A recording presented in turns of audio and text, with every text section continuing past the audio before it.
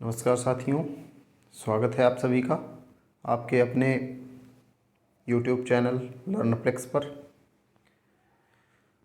आइए हम लोग फिर से अपनी संस्कृत विषय के भाग को आगे बढ़ाते हैं। आज हम लोग भाग 5 में प्रत्याहारों के बारे में पढ़ेंगे। अभी तक हम लोग पिछले भाग में माहेश्वर सूत्रों के बारे में पढ़े थे, जो कि इस टॉपिक के लिए बहुत ही महत्वपूर्ण था, तो इसलिए हम लोग उसको पहले पढ़ लिए थे। और अभी हम लोग जो है प्रत्याहारों के बारे में पढ़ते हैं। तो आइए देख लेते हैं। सबसे पहले तो प्रत्याहार कहते किसे हैं, प्रत्याहार की परिभाषा क्या होती है, आइए देखते हैं। प्रत्याहार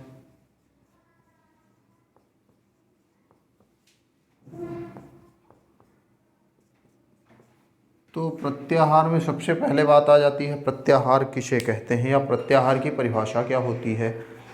तो प्रत्याहार की परिभाषा होती है वर्ण समुदाय का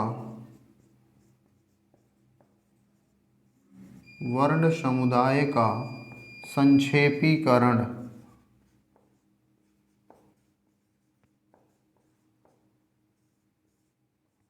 ही प्रत्याहार कहलाता है।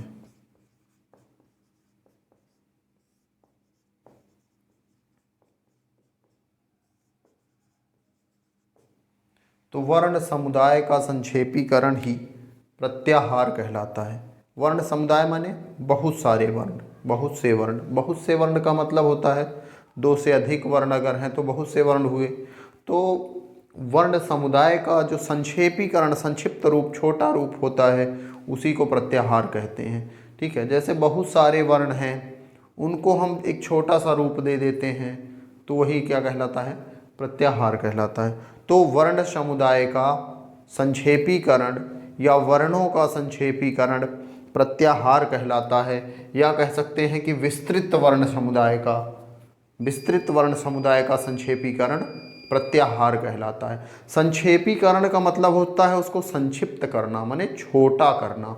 ठीक है, जैसे बहुत सारे वर्ण हैं, 10 वर्ण हैं, 12 वर्ण हैं, उनको हम 2 वर्णों में उनकी बात को हम कह दें अगर, तो उसी को क्या कहेंगे, प्रत्याहार कहेंगे।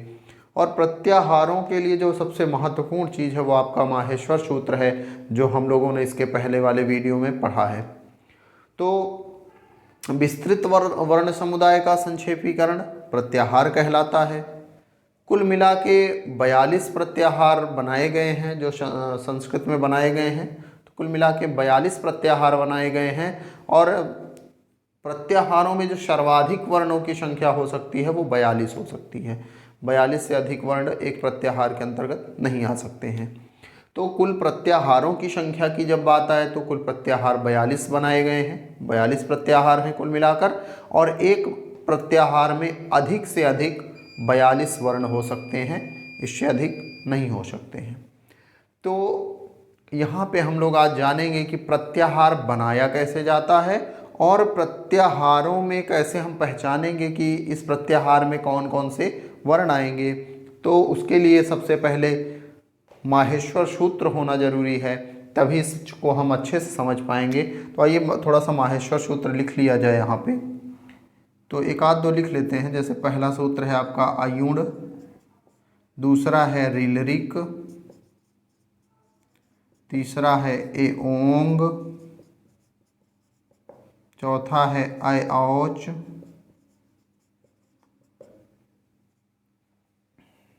पांचवा है हयवरट, लड़, यमगणनम,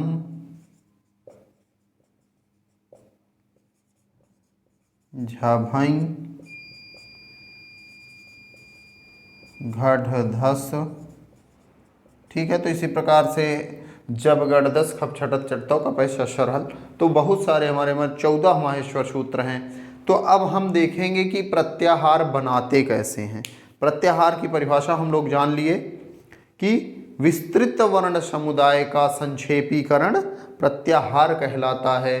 माने बहुत सारे वर्ण हैं, अगर उनको हम छोटे रूप में लिख देते हैं तो उसी को प्रत्याहार कहते हैं। ठीक है, या कह सकते हैं कि जब कम से कम वर्णों में अधिक से अधिक वर्णों की बात कह दें तो उसी को प्रत्याहार कहते हैं। अब प्रत्याहार बनाते कैसे हैं? तो प्रत्याहार बनाने के लिए हमें किसी भी माहेश्वर सूत्र से एक वर्ण ले लेना है। जैसे हमने यहाँ से ले लिया आ लेने के बाद अब इसके बाद किसी भी एक सूत्र से हम एक हलंत्य वर्ण ले लेंगे जिसमें हलंत लगा हो। यहाँ से हमने ले लिया क। एक बात का ध्यान रहे कि कभी हम नीचे से ऊपर नहीं जाएंगे।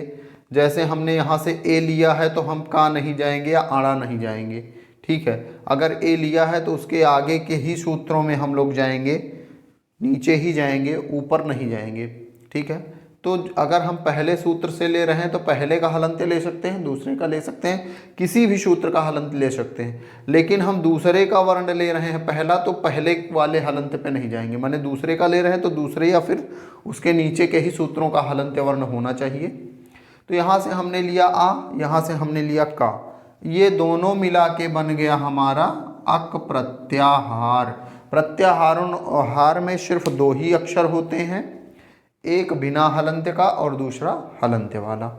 अब इस प्रत्याहार में कौन कौन से अक्षर आएंगे? तो केवल हलंत्य वर्ण को छोड़ के जहाँ से जहाँ तक है सारे अक्षरों को हम लिख लेंगे।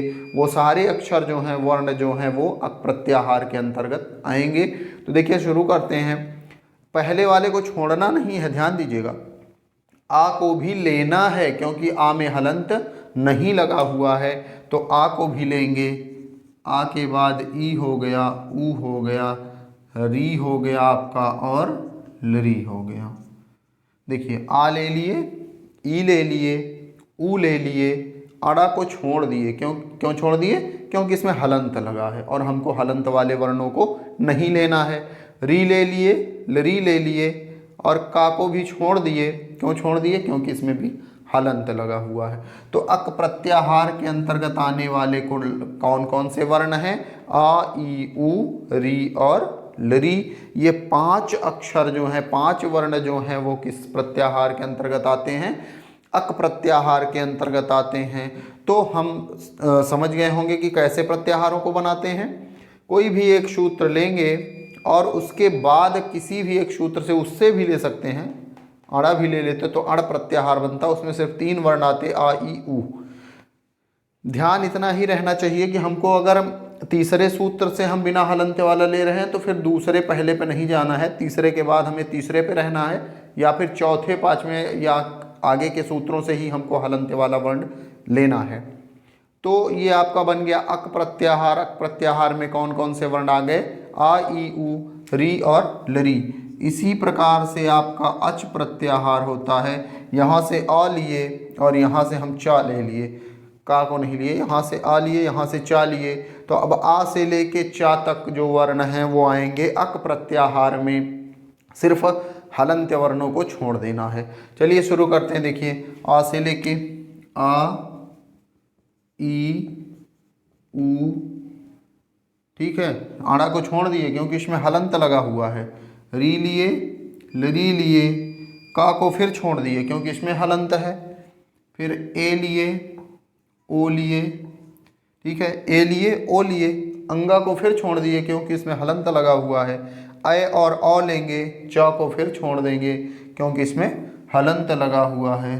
तो ऐ को ले लिए, औ को ले लिए। देखिए कितने वर्ण हो गए? 1 2 3 4 5 6 7 8 और 9 वर्ण हो गए। आ, ई, ऊ, री, लरी, ए, ओ, ऐ, औ। तो अच प्रत्याहार में कुल कितने वर्ण आ गए? 9। देखिए पिछले वीडियो में हमने बताया था कि स्वरों को अच भी कहा जाता है। स्वरों को क्या कहा जाता है? अच। अच क्यों कहा जाता है? क्योंकि संस्कृत वर्णमाला के जितने स्वर हैं, 9 के 9 स्वर किस प्रत्याहार में आते हैं? अच प्रत्याहार में आते हैं, इसलिए स्वरों को अच कहा जाता है। ठीक है, संस्कृत वर्णमाला के जितने स्वर हैं, 9 स्वर, वो अच प्रत्याहार में आते हैं, इसलिए स्वरों को अच भी कहा जाता है। ठीक है, तो अच का मतलब क्या हुआ? स्वर। अच का मतलब क्या हुआ? स्वर। 9 स्वर हैं और 9 के 9 किस प्रत्याहार में आते हैं? अच प्रत्याहार में आते हैं, इसलिए स्वरों को अच भी कहा जाता है। ठीक है, प्रश्न बन सकता है आपसे कि स्वरों को अच क्यों कहा जाता है? तो जितने भी स्वर हैं वो अच प्रत्याहार के अंतर्गत आते हैं, इसलिए स्वरों को अच कहा जाता है। ठीक है, आगे देखते हैं हम। आपका बन सकता है अट प्रत्याहार। अट तो आ देखेंगे और टा देखेंगे। टा कहाँ है? यहाँ है। तो आ से लेकर के टा तक सिर्फ हलंत वर्णों को छोड़ के बाकी सब को उतार लेंगे। ठीक है, तो इसमें जो है इसी में बढ़ जाएगा और कितना? हा, या, वा, रा। 4 वर्ण इसी में और बढ़ जाएंगे तो हमारा अट प्रत्याहार बन जाएगा। इसी तरह से आपका इक प्रत्याहार बनेगा। इक। इक प्रत्याहार बनाने के लिए हम देखेंगे ई कहाँ है, तो हम पढ़ेंगे आ ई ऊण। आयुण में ई यहाँ पे है तो ई ले लिए। और का कहाँ पे है? का यहाँ पे है। ई से शुरुआत करेंगे।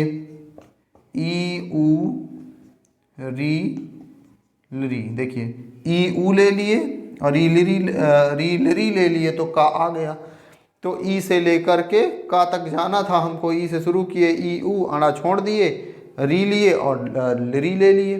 तो 4 वर्ण आते हैं आपके एक प्रत्याहार में। इसी तरह से आपका बनता है एच प्रत्याहार। अब एच प्रत्याहार में सबसे पहले हमको ढूंढना ए कहाँ है, तो ए ओंग। ए ओंग में आता है आपका ए और ये अयोच के अंत में चा आता है। तो यहीं से शुरू करेंगे ए ओ। ठीक है, अंगा को छोड़ देंगे क्योंकि हलंत लगा हुआ है। अय औ लेंगे, चा को छोड़ देंगे क्योंकि हलंत लगा हुआ है।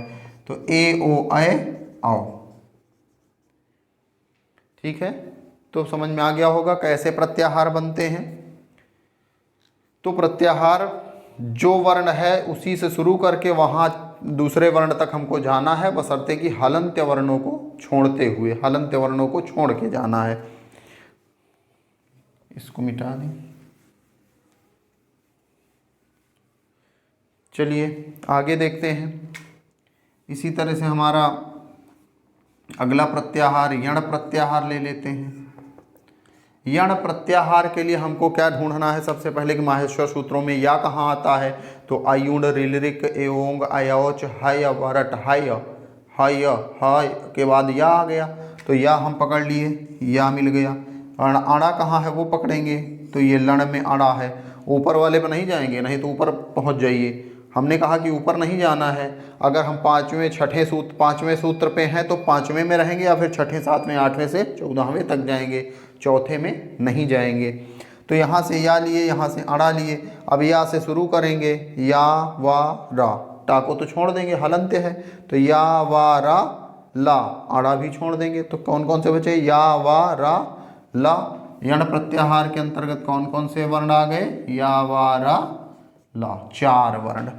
इसी तरह इसी में आपका एक प्रश्न भी बन जाता है कि अंतस्थ व्यंजन किस प्रत्याहार के अंतर्गत आते हैं।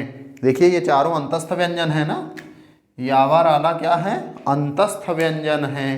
तो प्रश्न आपसे पूछ सकता है कि अंतस्थ व्यंजन किस प्रत्याहार के अंतर्गत आते हैं। तो अंतस्थ व्यंजन किस प्रत्याहार में आते हैं? यण प्रत्याहार के अंतर्गत आते हैं। ठीक है, अंतस्थ व्यंजन किस प्रत्याहार में आते हैं? यण प्रत्याहार में आते हैं। इसी तरह से आपसे पूछ लिया सल प्रत्याहार में कौन कौन से वर्ण आते हैं। तो सबसे पहले हम ढूंढेंगे सा कहाँ है, तो सा तक का सूत्र तो हमने लिखा नहीं है, तो सा हमको मिलेगा नहीं, है ना। यहाँ पे लिख लेते हैं, जैसे ये घटदस है, घटदस के बाद क्या होता है? जब गड दस, जब गड दस खफ छठथ चटतव, फिर कपय, फिर सससर और फिर हल। अब हमको कौन सा प्रत्याहार ढूंढे? ये 14 सूत्र आपके हो गए। अब हम सल प्रत्याहार, तो हम स तक जाएंगे। आयुण रिलरिक एओंग अयोच हय वरट लड़ इयम गणनम झभई घटधस जब गणदस। सा आया, लेकिन ये हलंत्य है, तो हलंत्य तो हमको लेना नहीं है, हलंत्य दूसरा होना है। तो जब गणदस खफ छठत चटतव कपय सस सर। यहाँ पे सा आया, ध्यान दीजिएगा। अब ये वाला सा किस नंबर पे है, पहले पे है, दूसरे पे है या तीसरे पे है? तो जहाँ भी है तो देखिएगा तो आप पहले ही नंबर पे है आपका, तो सा ले लिए। फिर ला कहाँ है, ये ला है, सा से शुरू करेंगे, ला तक जाना है, सा उतारे, ये वाला सा भी आ गया, ये शा आ गया, मैंने तालब्य शा, मूर्धन्य शा और दंती शा, रा लेना नहीं है, हा, सा सा शा और हा। तो सल प्रत्याहार के अंतर्गत कितने वर्ण आते हैं, 4 वर्ण आते हैं। कौन कौन से, स श श और हा। यहाँ पे आपसे एक प्रश्न और बन जाता है कि ऊष्म व्यंजन किस प्रत्याहार के अंतर्गत आते हैं? तो ये चारों क्या हैं, ऊष्म व्यंजन हैं। और ऊष्म व्यंजन किस प्रत्याहार में आता है? तो सल प्रत्याहार के अंतर्गत सभी ऊष्म व्यंजन आ जाते हैं। ठीक है। अंतस्थ व्यंजन किस प्रत्याहार के अंतर्गत आते हैं? तो यण प्रत्याहार के अंतर्गत आते हैं। ऊष्म व्यंजन किस प्रत्याहार में आते हैं?